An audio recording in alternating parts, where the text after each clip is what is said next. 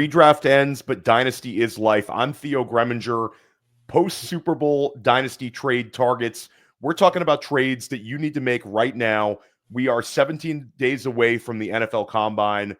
We're rocking and rolling. This is a part of the offseason where redraft managers sort of take off, but dynasty managers, this is the ramp up. Super Bowl's over. It's time to go to work. It's time to get our dynasty teams better. It's time to maximize our rookie picks, and it's time to make some dynasty trades to shape up our rosters. Today, I'm joined by Ryan Heath of Fantasy Points. Ryan's been on Dynasty Life multiple times, been on press coverage. Ryan, how are you doing today? We're ready to rock, ready to talk some dynasty trades. Yeah, man, doing great. Yeah, as you said, day after the Super Bowl, it's time for our Dynasty Super Bowl, and I'm ready to go. Yeah, very excited to be on here. I'll always love being on Dynasty Life, one of my favorite shows to come on. So thanks again for having me. Yeah, no, you must be doing something right because we keep having you back on. Free agency starts in about a month. You're going to have the franchise tag date in about 3+ weeks. And then the actual NFL draft is like 70-something days away. So it feels like there should be a die down, but it's really not. And when we talk about dynasty trades, a lot of people try to talk about like the timing of dynasty trades. For me, it's when can I get a deal done? When are new managers active in my league? Because it's very league to league specific. Some leagues are active all year long. Some leagues kind of go into hibernation. Some leagues are inactive type leagues. So again, we're going to recommend some deals we are looking to make, and we're going to kind of talk about the timing, but not necessarily. I think if these sort of deals present themselves, go for it. And if we're talking about rookie draft picks, the combine always sort of drives these picks. Guys will run well. Guys will have good athleticism numbers. People get a little bit more excited about some of these later picks. So we'll talk about that as well. Ryan, have you ever tried to nail down like the proper timing on dynasty trades, or do you kind of agree with that one where it's when the situation presents itself, kind of pounce? Yeah, I would say in most leagues, if you can get a deal done, get the deal done, because I think probably 90+% of leagues that most normal people play in are not hyperactive all the time. Like if you can get a deal done, do it. In terms of like optimal trade value, I will say that the closer we get to, especially a first round rookie pick being actually on the clock, the closer you get to that, in my experience, the more you are generally going to get out of it, all else equal. So that's good to keep in mind. If you think you do have a choice between, am I going to sell my late first now or later, or my 107 now or later, you should keep that in mind for sure. But yeah, again, if the value presents itself, then I don't think you have to wait until you're literally on the clock. But just good to understand, I think. No, 100%. And before we get started, what do you have going on right now at Fantasy Points? Yeah, so right now, probably by the time this podcast drops or very soon after, I will have a massive article just covering the entirety of the 2024 fantasy season, kind of breaking down some of my mistakes, some of the things I got right, and also just taking like a big statistical deep dive into value over replacement, into playoff win rates, and really just figuring out everything that happened. I've called it a masterclass on the 2024 fantasy season. I think it's a really good read that can set you up, especially strategy-wise, in how you're thinking going into 2025 and what you need to be paying attention to be a successful fantasy manager. So you can go find that article, the Ryan Heath's Key Takeaways, over on fantasypoints.com. And aside from that, just every Tuesday night, I'm live on Dynasty Points over on the Fantasy Points YouTube channel. Yeah, and Ryan and I had a chance to record a School of Scott. That's the show that I do over at Fantasy Points with Scott Barrett. Ryan and I kind of went over a lot of the data and information he had in his article. Absolutely a great read. Highly recommend all the stuff that Ryan puts out. But let's not waste any more time. Let's talk about some Dynasty trade targets. One name that is probably going to be the lowest ranked in terms of all of these guys on like Keep Trade Cut and in some Dynasty rankings is Isaac Guerendo. But you are targeting Guerendo where you can, Ryan. And I would imagine you'd specifically be a little bit more interested in making any sort of deal with Guerendo on teams where you're still rostering Christian McCaffrey. Yeah, I mean, either if you're rostering McCaffrey or as just a potentially cheap way right now to get some future production potentially in the next year or the next year after that, if McCaffrey should miss any more games. Yeah, with Guerendo right now, he's the RB 43 or just about there by most ADP sources. Should be pretty easily had for like an early third round type of pick. And I just think that that's wrong. So Jordan Mason is a restricted free agent this offseason. You assume that they would bring him back, but nothing certainly guaranteed there. Elijah Mitchell, if you if you guys remember him, he does exist, but he's an unrestricted free agent. He's just been hurt pretty much all the time.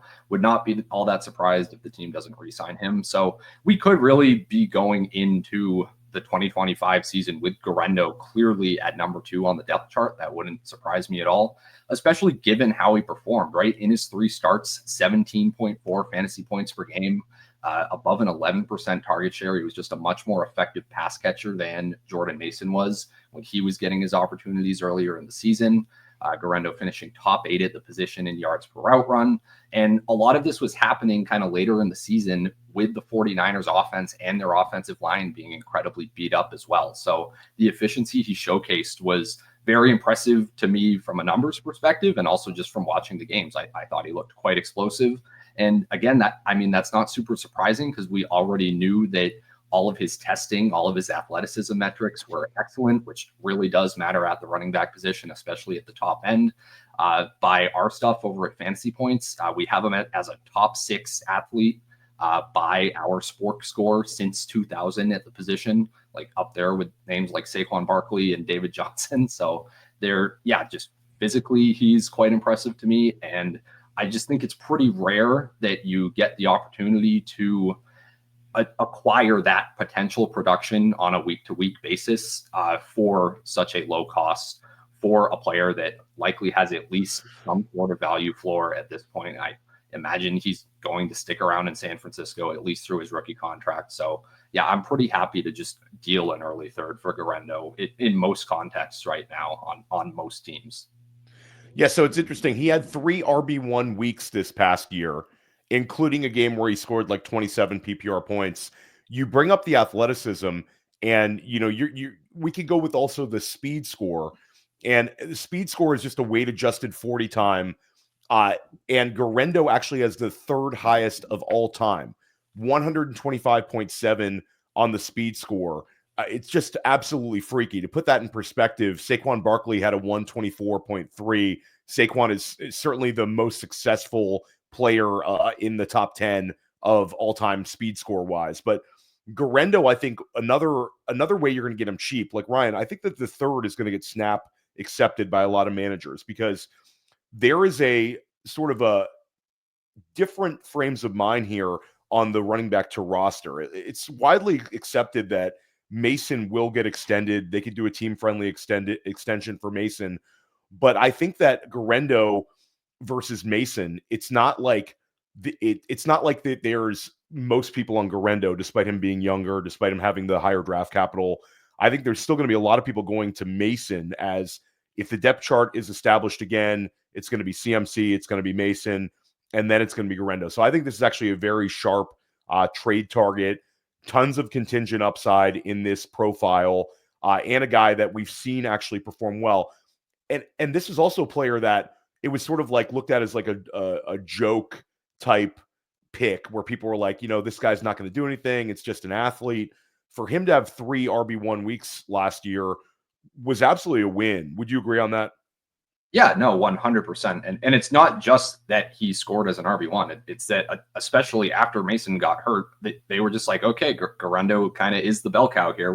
We're going to give him 70% plus of running back touches in all of these games. Like they were just like, yeah, it's plug and play. That's what we have pretty constantly seen in San Francisco. So yeah, no, I am, yeah, Guerendo, in my estimation, has risen a lot since the start of last season. We're going to take a quick break, and we come back. We're going to talk about which running back you should be targeting. A big, high-profile name that there's a massive disconnect right now in the Dynasty community. Rookie. It's all about rookie talk in fantasy football right now. So why not go use all that knowledge to do something other than a mock draft? Chris Cimino won $8,000 with just 2 teams last year, and each draft took 5 minutes. That's pretty good ROI. You can start doing rookie drafts for money today on FastDraft. The Origins tournament is live. It is the place to go and monetize your knowledge of rookies and use your favorite player profiler host's promo code for a $25 deposit match. Now let's go start drafting faster. One more running back that is certainly higher profile, but I think that there is a wide range of valuations right now in Dynasty. It's Kenneth Walker. There is a train of thought that is Zach Charbonnet is going to continue to be a thorn in Kenneth Walker's side, and therefore maybe we should be trading Kenneth Walker away. There is another train of thought that Kenneth Walker was over 15 points per game this season. He took a huge step as a receiver, and Seattle hired Clint Kubiak, a very running back fantasy-friendly coordinator who had a great deal of success last year with Alvin Kamara. Your thoughts on Kenneth Walker, which way we should be treating him in Dynasty? Yeah, I absolutely love Ken Walker right now at his startup cost, at the costs that you can acquire him in a trade for. I'm willing to pay up to like a mid-range first-round rookie pick right now. Like if you're sitting on the 106, again, that might be one that if you think in your league that it'll be easier to get done or that you'll get better value when the pick's closer to on the clock, you can certainly wait. But yeah, at anywhere up to that level of value, I'm happy to pay for Walker at this point in time. You mentioned Clint Kubiak. This is one of the bigger things to me. So Kubiak runs sort of this outside zone scheme that Walker is going to fit into a lot better based on what the film charters at Fantasy Points have told me and told Scott Barrett as well. In terms of his utilization of the running back, in his 2 seasons as an offensive coordinator, one was with the Vikings a few years back, finished top 10 in total running back targets. That was with kind of Dalvin Cook plus Alexander Mattison both getting work in that season. And by far, they finished first. The Saints did this past season in running back targets, obviously without Alvin Kamara. Now, you always want to say, Ryan, a coaching tendency is not always going to transfer over to a different player like Ken Walker. But yeah, as you said, Walker just showcased his skills as a pass catcher, or that he can at least handle that type of workload, especially with the Seahawks wanting to give it to him. So he just finished top 5 among running backs in target share over this past season, 12.7%. It was exactly what Seahawks head coach Mike McDonald said that they wanted to do before the 2024 season, that they wanted to get Walker involved on all 3 downs. And largely when he was healthy, when he was playing, that's exactly what they did. I just kind of don't get it with Ken Walker here and why people are so down on him. He's only 24, just like I said, set a career high in target share, career high in expected fantasy points per game. And he's just for some reason cheaper than he was a year ago. I get the Charbonnet stuff. I understand that that's like always a concern people are going to have. There were a few times at the goal line this year that Charbonnet was a little bit upsetting to me personally, but this is the reality of most backfields in the NFL. Like there is usually going to be another guy getting 30 to 35% of the touches. Walker got most of the high value stuff that we actually care about, most of the goal line stuff, most of the targets this year. Top 8 in expected fantasy points per game. Like I think people tend to over focus on, is there another guy in the backfield versus what's the value of the work that the lead back is actually getting. And for Walker, that's just been really great over this past season. I guess the only other thing to mention is that obviously the Seahawks run blocking was absolutely pathetic over the past year. Both Walker and Charbonnet near the bottom of the league in yards before contact per attempt, except for like that one random game where Walker was hurt and Charbonnet went off for 30 plus fantasy points. They suddenly realized that they did know how to block for that one game, is how all of the film charters kind of posed it to me, that Ken Walker must have been really pissed, whatever that was, like week 14, I believe. So yeah, I do think that the community's estimation of Zach Charbonnet as a talent is a little bit inflated, especially kind of off of those 1 or 2 performances with Walker out at the end of the season. But yeah, if you just pay attention to everything that Mike Macdonald has been saying, that the Seahawks have been saying, number one, they want to be a running or at least a balanced team. I think that's probably a good part of the reason why Ryan Grubb got fired, why they brought Kubiak in, because they want to really feature Ken Walker and be balanced. So yeah, it's just kind of crazy to me, as I was saying, that he's so cheap right now and so attainable. What's interesting with Ken Walker is, and I'm a Charbonnet fan. Like, if I can get Charbonnet on my dynasty rosters, he showed that he has huge contingent upside. When Ken Walker misses, Zach Charbonnet delivers. But that doesn't necessarily mean that it's going to be Zach Charbonnet taking his job. We've seen this in years past on different teams. Guys like Alexander Mattison, when Dalvin Cook missed time, Alexander Mattison would step in and perform very, very well. But doing it for 17 games is a whole different ball game. Now, with Ken Walker, the argument that he misses time, that's a valid one. Played 15 games as a rookie, 15 games in his second year in the league, and only 11 this past year. But Ryan, I mean, we talk about the receiving outburst. He had 46 receptions. That was the 12th most at the running back position in only 11 games played. You're talking about a guy that if he would have stayed healthy, would have been north of 60 receptions.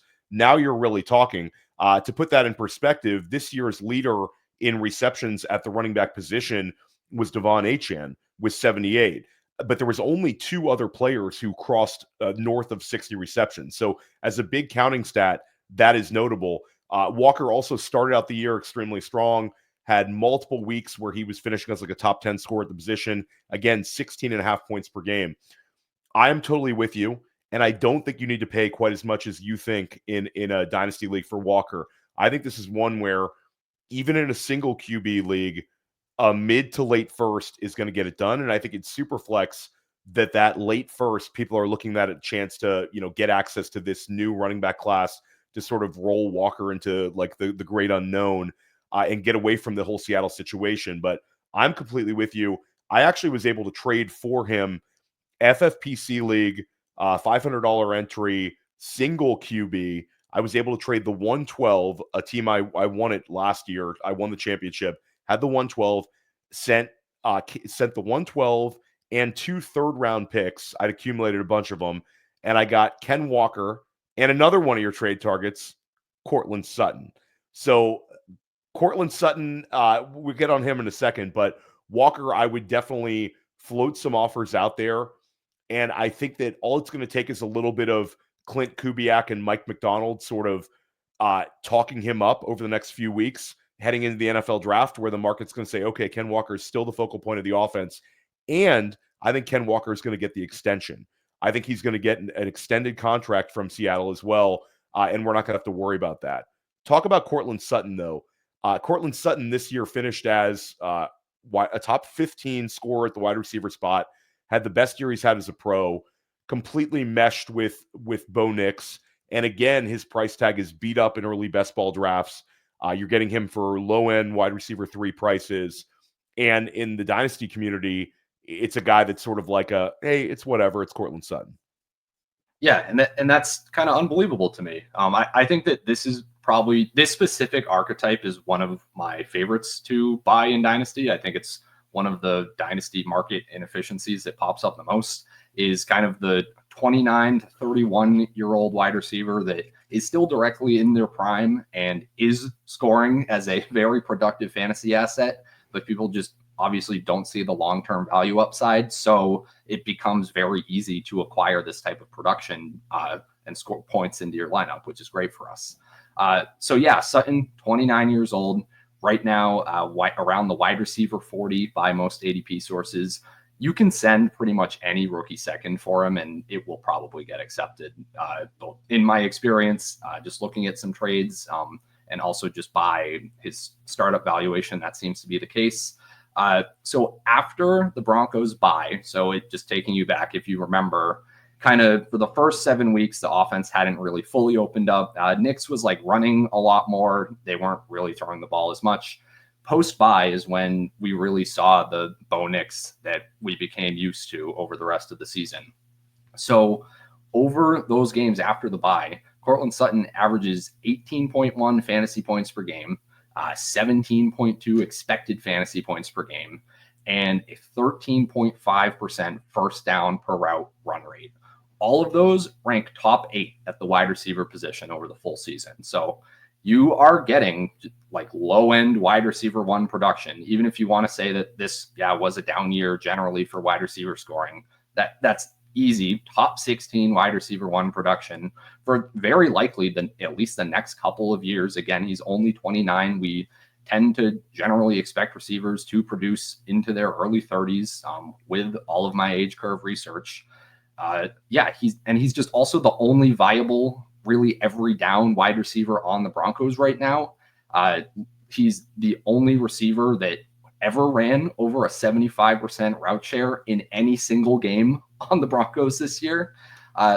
Sean Payton, where is his focus right now? It's not on, hey, we really need a wide receiver too. It's, we really need a joker. Like, stop me if you've ever heard Sean Payton say that he needs a joker. It was Greg Dulcich, it was Jaleel McLaughlin. Now they need a new one, and that seems to be their focus. The joker can be like a 60% route share, 4 or 5 target a game type of player. None of that is really cutting into Courtland Sutton just winning on the outside. And he was doing that. He had I believe, his best year ever by our average separation score metric over at Fantasy Points Data. Finished top 25 in AS over the full year. And that's even more impressive because that hasn't really been his game over his career. He's been more of like this outside bully contested catch guy, but he's just winning on his routes now, which is really impressive to me.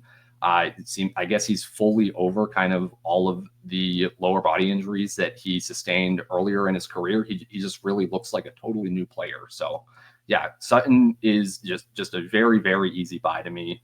Easy to get that production on your roster. Happy to send seconds right now for a Courtland Sutton.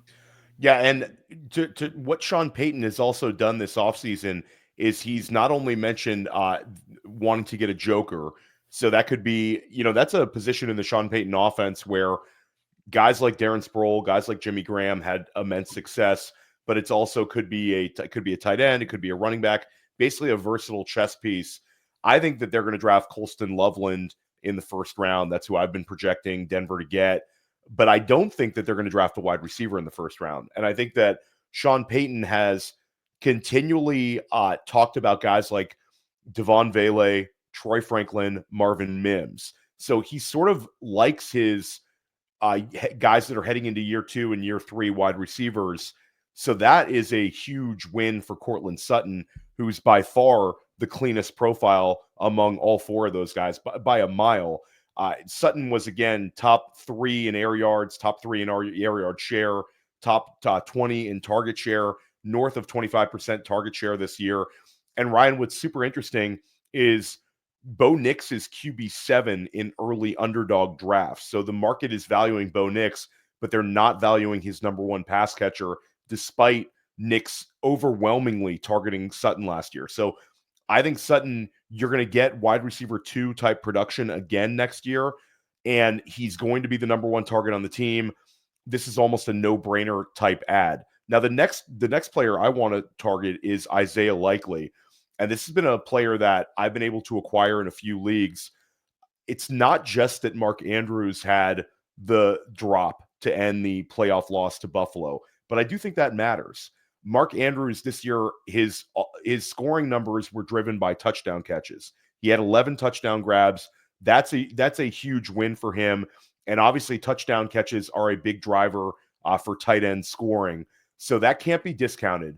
But I do think that the writing's on the wall that the Isaiah Likely takeover in Baltimore is going to happen, whether it's this year in 2025 or in 2026.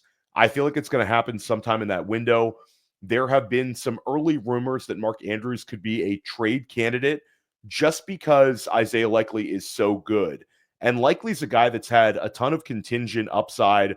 We talked about like Zach Charbonnet. Like Isaiah Likely's been the one tight end where starter goes down ahead of him and he performs just as well. He's had a number of smash week performances, and Likely's still only 24 years old. when you look at the tight end metrics, you're talking about a guy who was 8th in yards per route run, and he was tied for 5th in yards after the catch per reception. So Isaiah Likely, if he gets the usage as a receiver, he's extremely talented with the ball in his hands. We think back to the Kansas City game opening the season where he was just juking defenders out of their shoes, scoring touchdowns, getting immense target share in that one. And he's very, very polished as a route runner. This is like an overgrown wide receiver. I think that Isaiah Likely, the moment he takes over as the starting tight end in Baltimore, even if it's in 2026, he's a guy that we would view as like a top 6 scorer at the tight end position. And I think that there's a chance that his role just naturally grows this year in Baltimore. The market's treating him, you're not going to get him for cheap. He's like tight end 15 on Underdog, and there's usually some sort of connection with that and dynasty prices. But I think that 2 years ago, it seemed like Mark Andrews was a hurdle that Likely would never be able to overcome unless there was an injury. But I think there's a chance that Andrews just kind of times out of his career in Baltimore and Likely just takes over. It could happen this offseason. If it happened this offseason, Likely stock would go through the roof. He'd go from like tight end 15 up to like tight end 7.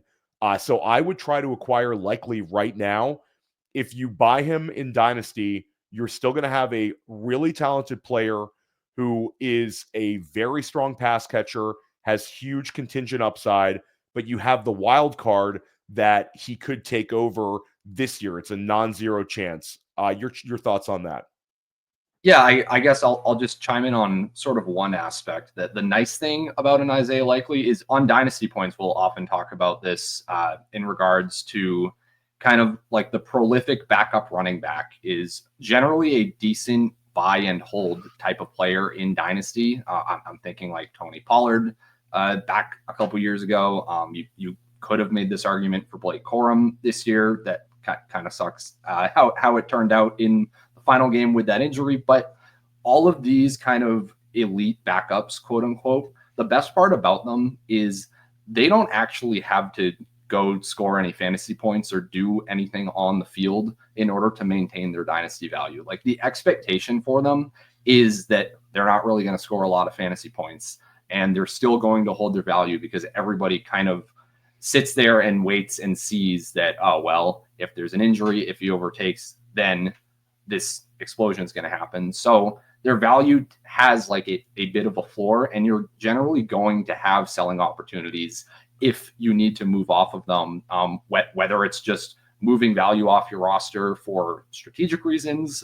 If you need to go buy immediate production during the season, you can always do that. It's like cash in your pocket, right? In week 4, if Isaiah Likely is not helping me and I really need to go add an RB2 or what have you, then that's perfect. It's almost like he's a pick in your back pocket, right? So yeah, I do like acquiring these kind of archetypes of players in Dynasty for that exact reason, because they are just they're more liquid as an asset, and they just generally have a higher floor, much less likely to go to zero valuation.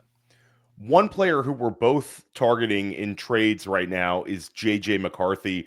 Talk about your enthusiasm for McCarthy. Sam Darnold had a lot of success this season, but the writing's on the wall. Darnold looks like he's going to be on another team next year. Had 2 disastrous games to end the year, both against Detroit in sort of that NFC North championship game, and then obviously in the loss to Los Angeles where Darnold was really, really poor, and the offense completely stalled out. Your thoughts on J.J. McCarthy taking over in what should be a very exciting Minnesota offense?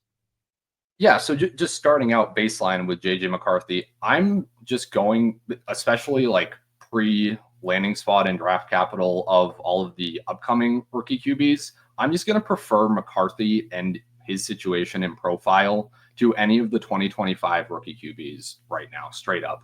I will take the guy that I already know got the draft capital, that I already know is in one of the best spots and situations possible for a quarterback in Kevin O'Connell's offense, over guys where I don't think any of them really kind of stand out as being particularly more talented than McCarthy. And also we don't know any of those other kind of situational indicators for them yet. So that's like where I'm starting off, in my opinion, of McCarthy.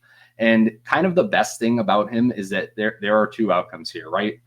Either Sam Darnold goes and signs elsewhere, and there's an instant ADP and value bump for JJ McCarthy as soon as that happens, or Darnold resigns on like a 1-year prove it deal, or they tag him, something to that effect. I think that's less likely. But again, if that happens, there is almost no chance that Sam Darnold is signing like a serious long-term contract with the Vikings. So absent that, if it's very clearly to everybody kind of like a 1-year wait and see, punt the can down the road type of thing, again, it's almost the same thing as an Isaiah Likely. McCarthy is going to hold that value for another year. He doesn't have to do anything on the field to continue to be a valuable asset for you next offseason that you can just roll into. Imagine it again, just like a draft pick, right? So that's why I like McCarthy kind of from a structural reason. In terms of why I really like him as a bet, look, Sam Darnold just ranked 10th in fantasy points per drop back. That's one of the most predictive stats that we have for quarterbacks in fantasy. I wrote an article all about that last offseason. 9th in fantasy points per game over this past year. And I think most importantly, the top 10 in all those categories in fantasy points per game, and especially in fantasy points per drop back, this year, the top 10 was 4 hypermobile guys that are adding fantasy points with their legs.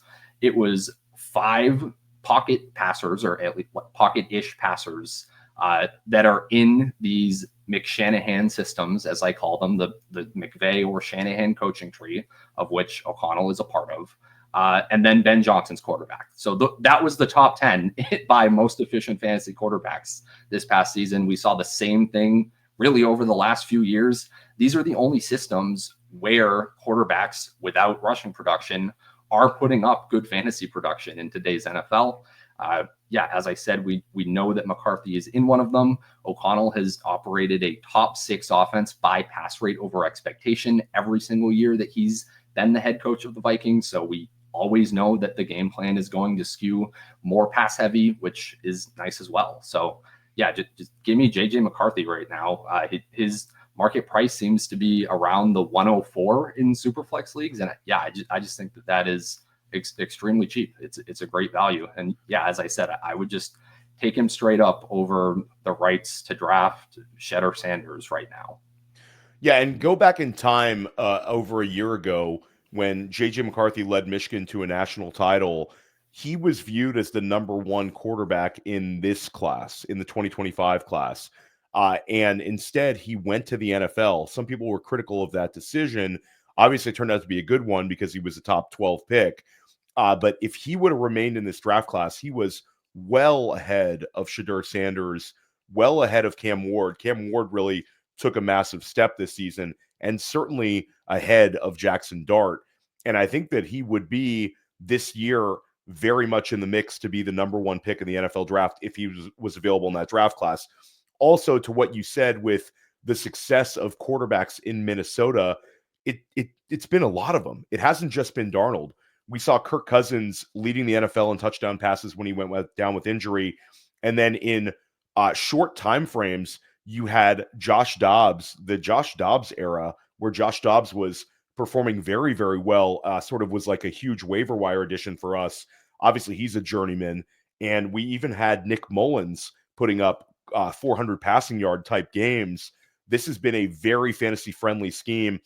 JJ McCarthy, the difference between him and like a Darnold and a Cousins, McCarthy, we didn't necessarily see it at Michigan, but one big X factor is this is a 4.6 40 type guy.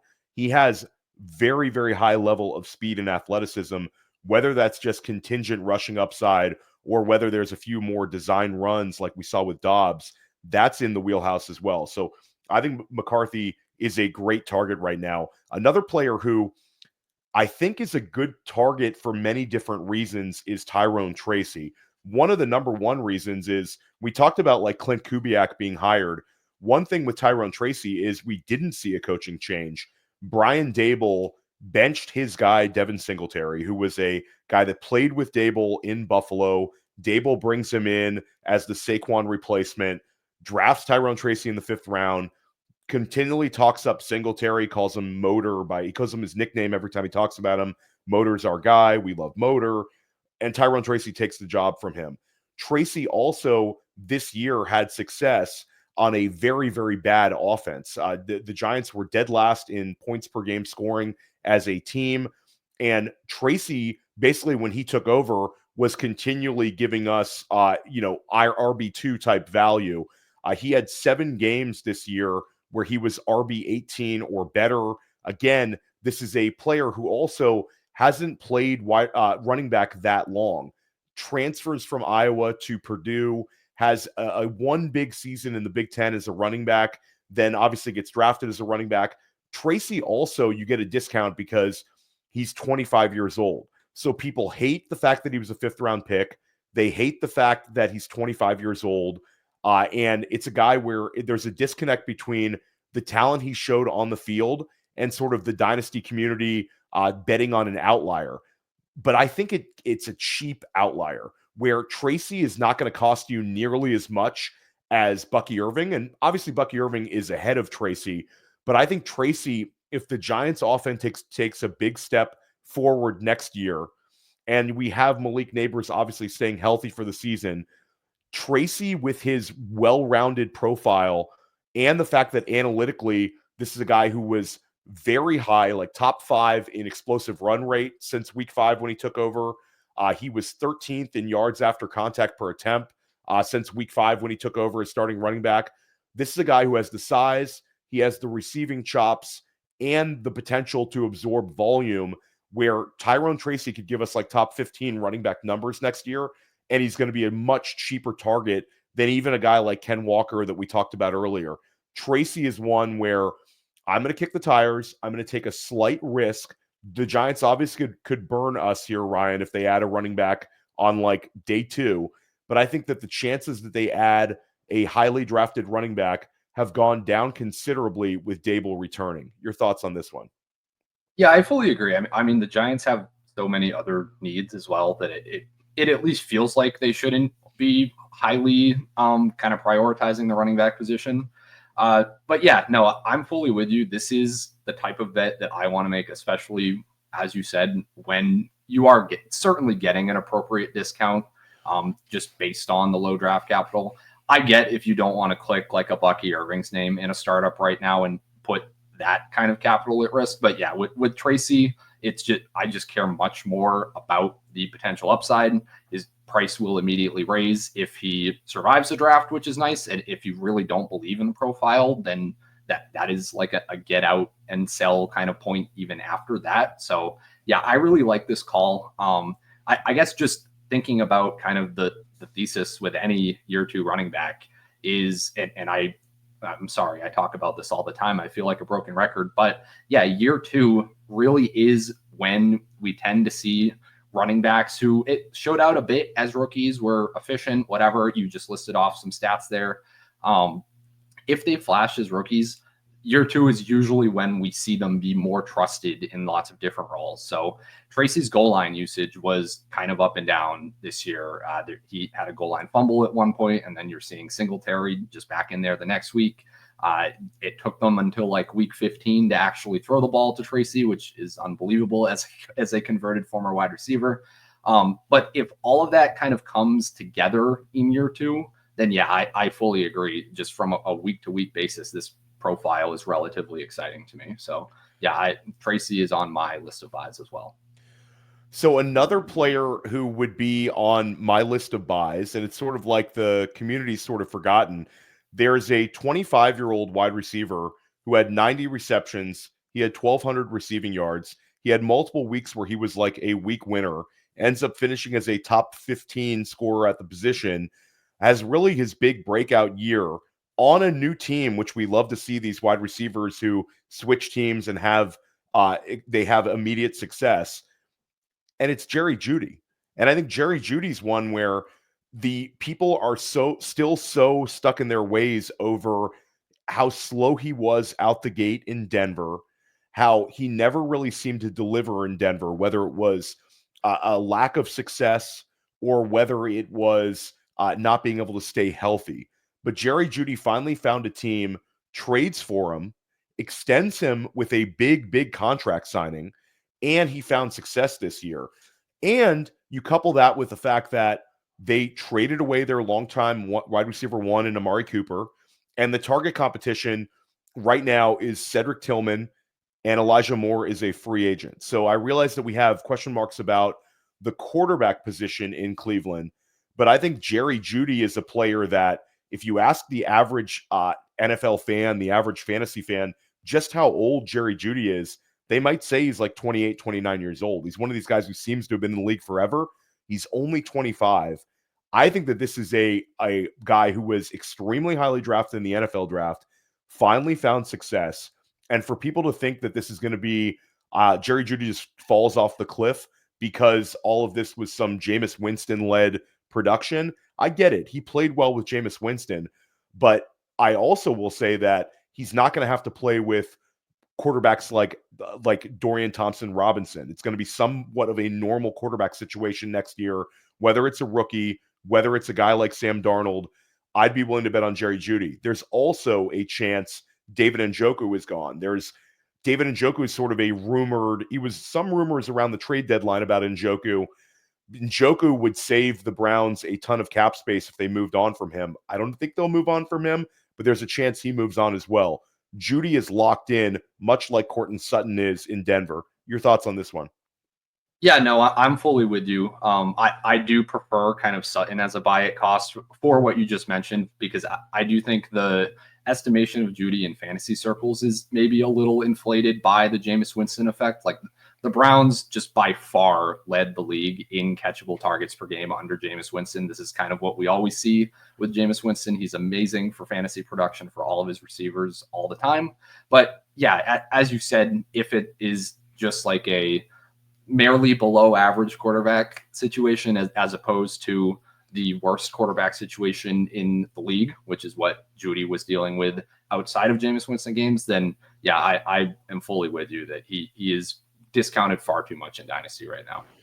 Yeah, and another player who, like we talked about, David Njoku. David Njoku in 2023 ended up winning people leagues at the tight end position, saw a sort of value spike in Dynasty as he earned. You also saw it with Evan Ingram, where Evan Ingram had like 2 straight seasons where he provided great Dynasty value. His Dynasty value and Dynasty trade price kind of went up.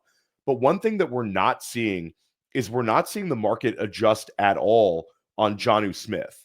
Jonnu Smith last year had an exceptional season. He had 88 receptions, which would have been a bigger story if we didn't have guys like Trey McBride and Brock Bowers having these immense, 88 receptions for a tight end is top notch. Jonnu Smith finishes as the tight end 4 overall. And Ryan, all of the metrics supported Jonnu Smith here. This wasn't some insane touchdown driven production. Like he had the touchdowns. He had 8 total touchdowns last year. But in terms of the target share, in terms of the slot snaps, there's pretty much multiple metrics, yards per target, yards per route run, expected fantasy points per game. Like Jonnu Smith checked off so many boxes, and it's the first year that we've seen a tight end heavily utilized in the Mike McDaniel offense. So there'll be a little pushback saying, everything will sort of return to normalcy next year. Jalen Waddle is going to recover. Tyreek Hill is not nearly as bad as he showed this year. Hill's going to be back to giving us like maybe low-end wide receiver 1, high-end wide receiver 2 numbers. But for me, there's not enough of what if Jonnu Smith just remains a huge integral piece of this offense. You're able to get him for a very cheap price. He's 29 years old, but this is a guy who's always been a kind of next-level athlete on a team that didn't necessarily utilize him. In Tennessee, we saw the production slip. New England, it was sort of non-existent. Atlanta, the argument was he was actually taking away from Kyle Pitts, when in reality, Kyle Pitts was sort of taking away from Jonnu Smith, who put up an unbelievable year, and I still think you're going to be able to get him for very cheap right now, relative to the production he's going to be able to give you and the role that he's in. Your thoughts on this one? Yeah, that's the thing, is that Jonnu Smith, for pretty much his entire career, has been a very efficient player on a per route basis. We have seen multiple previous seasons where it's like, oh, he's just a top 5 at the position in yards per route run or in first downs per route run. This past season, he was top 5 at all positions in first downs per route run. The leaders in that stat this in 2024, AJ Brown, Amon-Ra St. Brown, Mike Evans, Nico Collins, then Jonnu Smith. It just up there with all the elite wide receivers in these very predictive per route metrics, all of which I've written about over at fantasypoints.com if you're curious about first downs per route run as a stat. But yeah, I'm kind of with you here. We've seen Smith be an efficient player for pretty much his entire career. He just hasn't been a full-time player really up until this past season. I think it's very possible that kind of through what should have been the prime of his career, he's in New England sharing routes with Hunter Henry and is in a Matt Patricia and Joe Judge-led offense. I'm not expecting anybody to be productive in that type of environment. And then moves to Atlanta, back with Arthur Smith, has to be behind Kyle Pitts, again, splitting routes with him and being just as, if not more efficient than Pitts on a per route basis. I kind of think that the ridiculousness of the post Brady Patriots plus Arthur Smith and Kyle Pitts have gaslit us into forgetting that Jonnu Smith's really good, and we were just very surprised to be reminded of it this year. So yeah, no, I'm with you. Just in terms of the production I expect for him this year, based on what he did last year, what he's always done on a per route basis, yeah, I'm with you. I do think he's a good buy. Yeah, and I think trading like Jake Ferguson plus, trading Pat Freiermuth plus, these sort of, hey, this guy's younger, this guy was more of a dynasty name a year ago, and I'm going to throw in a pick, especially for FFPC leagues, tight end premium formats. Jonnu Smith, the production he's going to give us next year, Mike McDaniel knows what he has in this profile.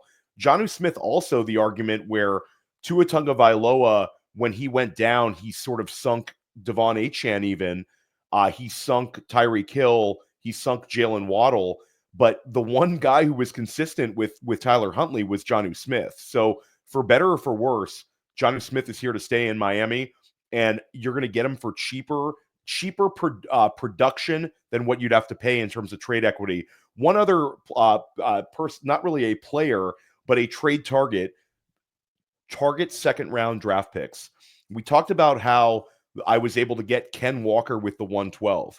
There's no chance I would have been able to get Ken Walker with the 201, because I think that there's this psychological block that dynasty managers have where they overvalue late ones and they devalue the power of seconds. Second round draft picks you can use in package deals to move up. You can use in package deals for players. You can trade them for players. You can trade them for future seconds. The second round pick in Dynasty, it's much easier for me to acquire picks like the 203, the 204, than it ever is the 111 and the 112.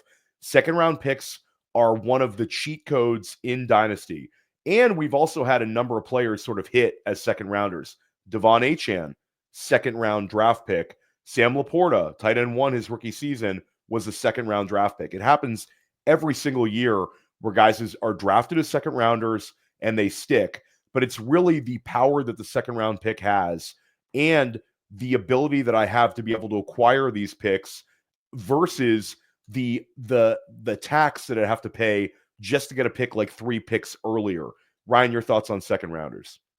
Yeah, I'm fully with you on this. And it's especially weird that what you just said is true, that, yeah, there's always seems to be a psychological value gap between like the 111, 112 or the 201, 202. I get it when it's August and we don't know exactly where a first rounder or a second rounder is going to convey.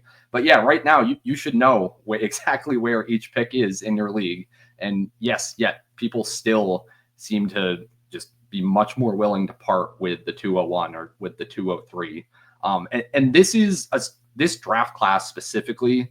I'll give a take here, I guess. At the running back position, it's a fairly deep running back class.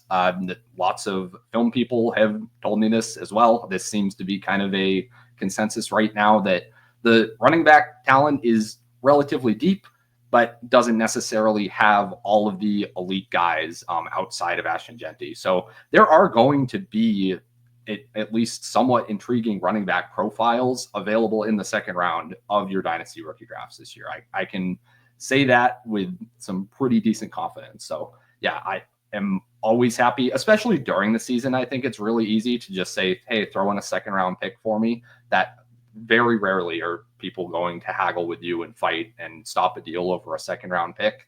So that's kind of how I like to approach it, is just acquiring them like as I go through the season. Sometimes it's like, oh, look, I've ended up with like 4 or 5 first round or second round picks in this league. What am I going to do now?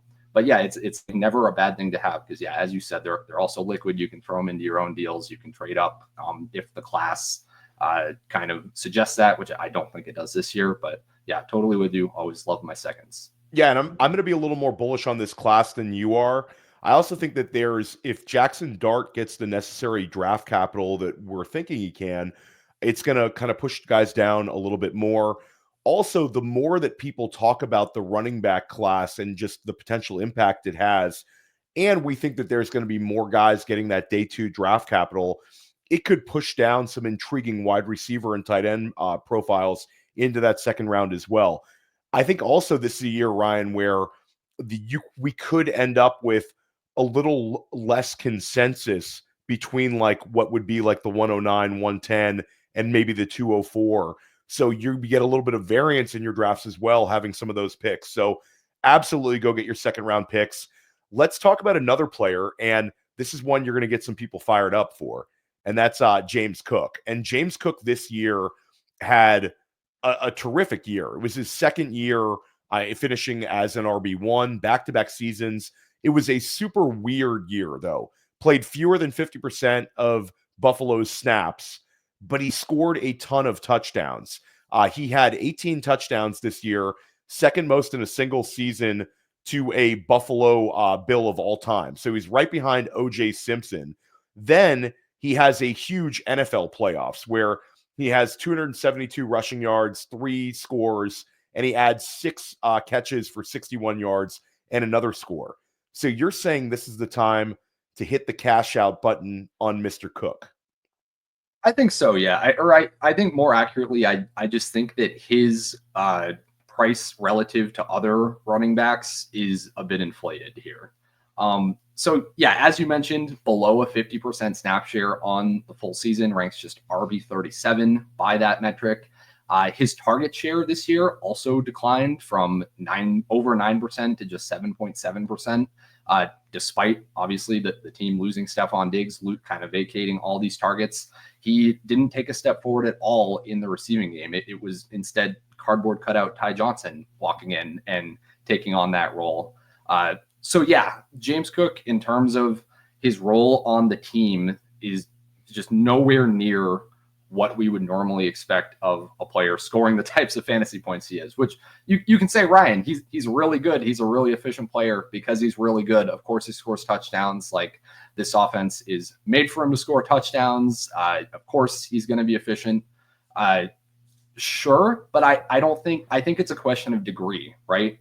So just to like lay out what we're talking about here, we have a stat over fantasy points called expected fantasy points per game that just kind of takes into account everything about a running back's workload. So where the touches are happening on the field, whether it's a target, whether it's a carry, bringing in all the historical data on how many fantasy points, the touchdown likelihood of all of these touches, rolls it up into a model, tells us what we would normally expect a player to score based on their workload, right?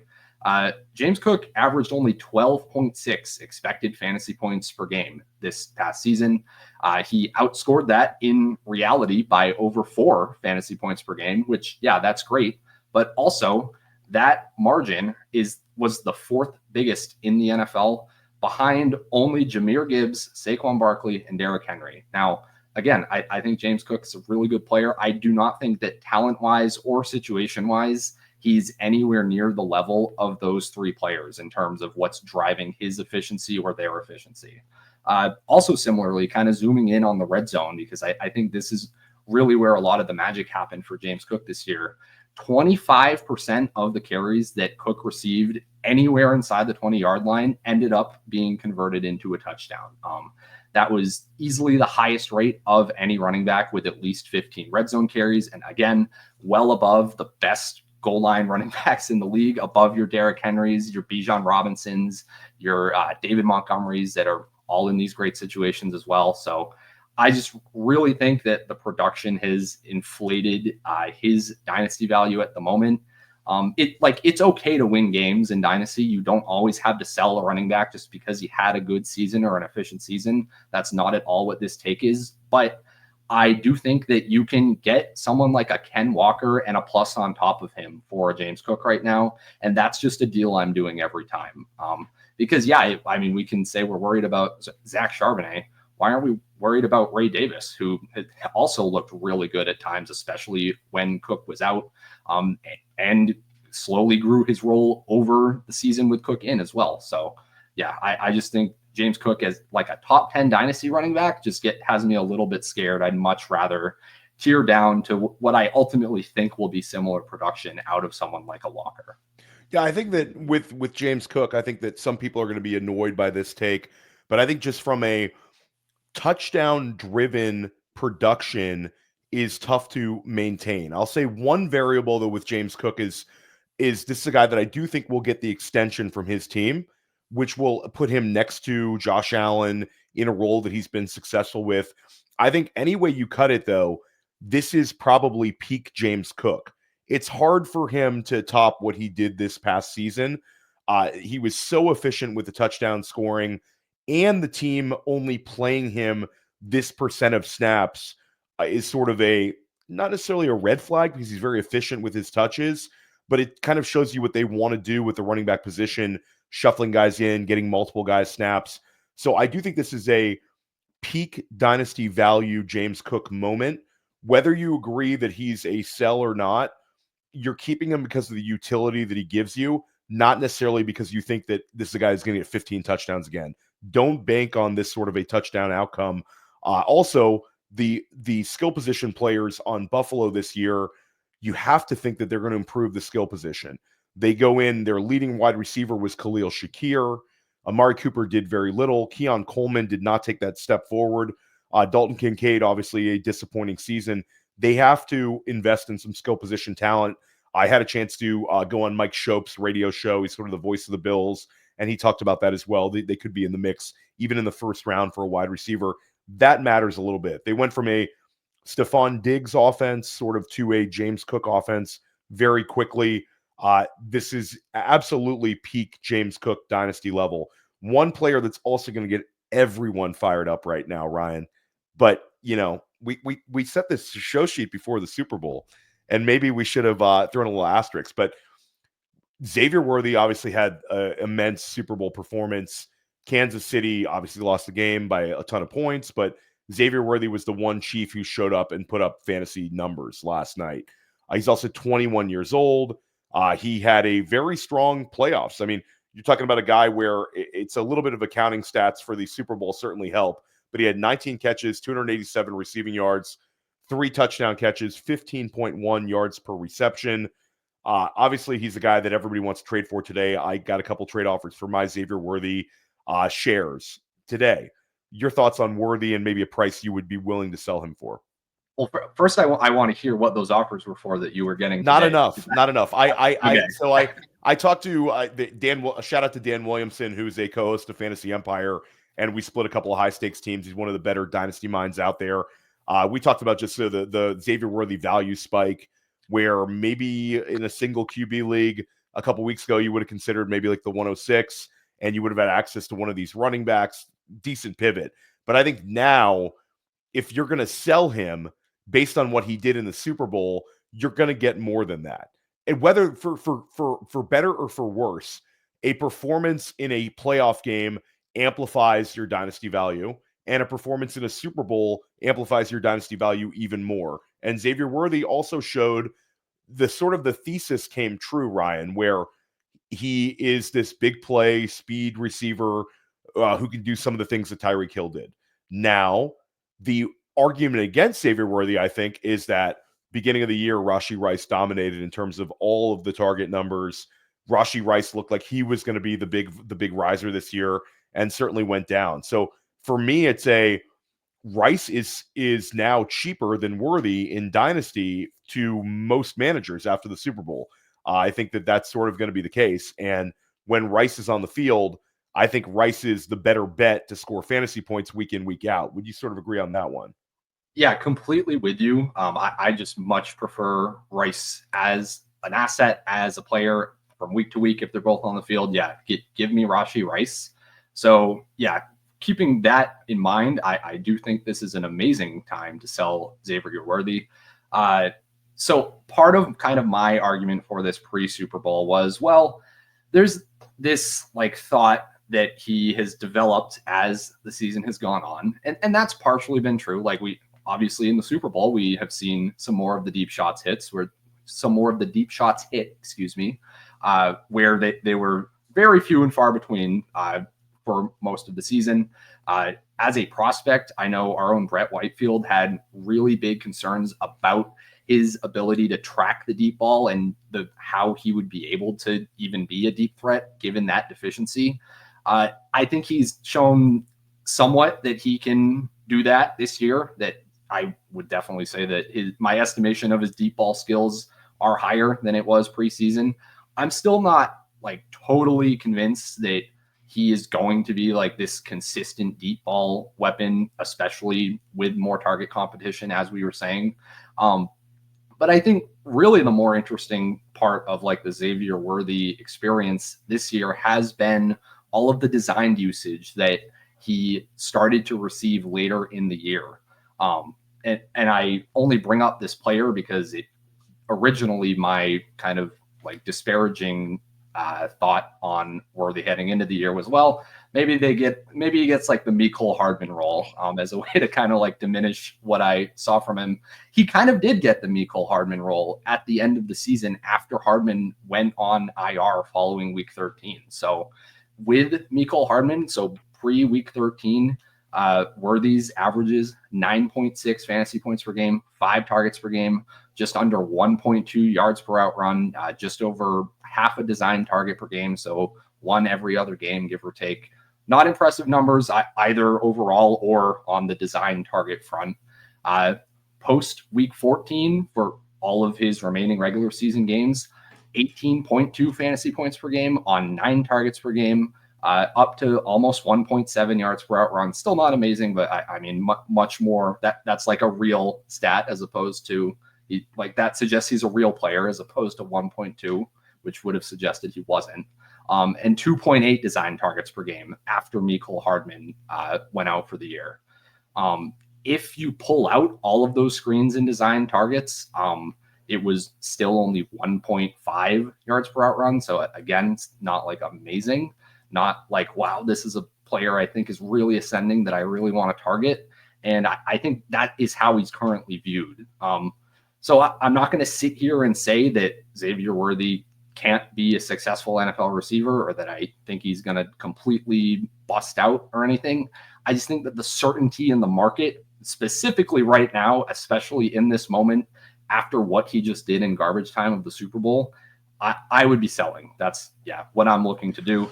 If you can, but pre-Super Bowl, I'd have been happy to take like a mid-first in Superflex. Right now, if you can get like the 103, 104 in Superflex for Xavier Worthy, that's probably like a Tet McMillian. I'm just doing that instantly. So that's where I stand on Worthy. But again, I have been the low man on Worthy kind of throughout the process ever since he was drafted, really. So you feel free to take me with a grain of salt as the Xavier Worthy hater that just got owned in the Super Bowl. Let Ryan know what you think about his Xavier Worthy take. I think that the one big takeaway for me with the Super Bowl is it's a great time to trade for Rashee Rice. We could have talked about him today, but just sort of the way that I would play the Xavier Worthy explosion game, and you can throw in what he did against Buffalo as well. The late season Xavier Worthy production is I would trade for Rashee Rice. Xavier Worthy, I would consider sending in a package deal where I think he's gotten more value being sent in like a 2-for-1 type trade than he does on his own, because I think he's a difficult player for people to have rookie pick valuation for, where I think most managers are not going to take that 103, 104 super flex, even with the Super Bowl performance. But would they take Xavier Worthy and like the 108 to get you in the early discussions for like the 101, 102? Maybe. It depends on context and all that sort of thing. My guy, Jax Falcone, aka Scott Bullinger of the Undroppables, did a bunch of Dynasty price check polls with Xavier Worthy today. Ryan, without adding any context, lightning round, who do you prefer in Dynasty, Xavier Worthy or Jalen Waddle? Worthy. I've defended Waddle for too Worthy. long. Okay, so we're done defending Jalen Waddle. You got to earn it back. You got to earn our trust back, Jalen Waddle. Xavier Worthy in Scott's poll is 61.39. So the market agrees with us. Xavier Worthy or Devonta Smith, who also had a very strong Super Bowl. I'll take Devonta Smith there. I'll take Devonta Smith as well. Devonta Smith is 58.42, so close, but not 50-50. Xavier Worthy or Rome Odunze? Ooh, okay. I'll lean. I think both of these players are overvalued, to be clear. Yeah, that's fair. I'm a sell on both of them. I think I'll prefer Worthy, though. Yeah, so I think I'll go Worthy because I think that we've seen it on the NFL field. And now I think with the production we've seen late, the trade equity for both is exactly the same. And Worthy's going ahead of him in terms of best ball and redraft early prices. So I think Worthy might get me more in a future deal. So I'm going to go with that one. Xavier Worthy or Jordan Addison? Yeah, give me Worthy. I keep saying Worthy. I feel like So we're changing your mind here. I'm going to go Worthy as well. Even though I bought Jordan Addison in a trade the other day as well, so I like Addison. Here's one: Xavier Worthy or T. Higgins heading into potential free agency. Oh, easily T. Higgins. That's Higgins for me too. Yeah, and the market on that one is T. Higgins 79.21. So the market was correct, and obviously the Undroppables have a pretty high level Dynasty minds following Jack. So interesting one. Ryan, I told you I'd keep you 45 minutes. We're well over an hour here. Let everybody know where they can find your work. Yeah, you can find all of my written work over on fantasypoints.com, and you can keep up with me over on Twitter on X at RyanJ_Heath. Yeah, and you can also find a pod that I'm dropping with Ryan over on the Fantasy Points feed. He comes on School of Scott. That should drop sometime this week. Make sure you subscribe to that podcast and stick with us here at Dynasty Life. We're going to keep crushing it all offseason with guests like Ryan. Thor Nystrom of Fantasy Life is joining me a little later this week. We're going to talk about the 2025 rookie class. We're going to see you soon.